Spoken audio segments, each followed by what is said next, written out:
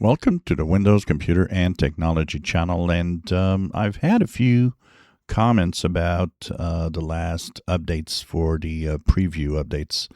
Now, we know that Microsoft paused the update, they removed that update because people were having a hard time installing the original update.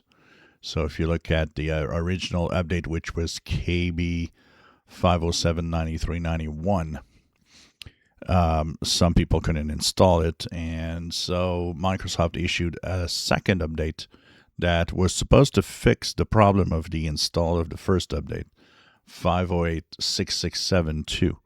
Now, I've had quite a few messages of people saying that even that update failed for them.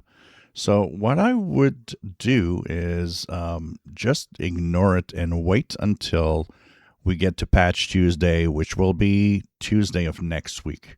So Patch Tuesday is coming up on the 14th of April. This is just a preview update. It's bug fixes and it's new features.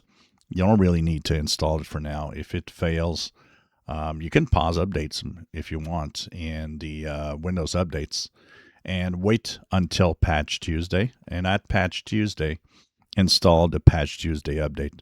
That will contain also and push the updates for the preview updates.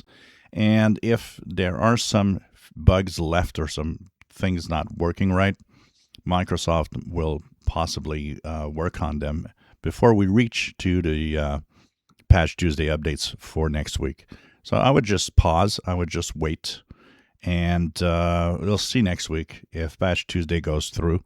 Then it's fine because you've got all the updates anyways. And just wait. It's not, there's no urgency in installing these updates, which are preview updates. I often say it, don't even go and check it out. Just wait until Patch Tuesday because sometimes it could be problematic. If you enjoy my videos, please subscribe, give us thumbs up. Thank you for watching.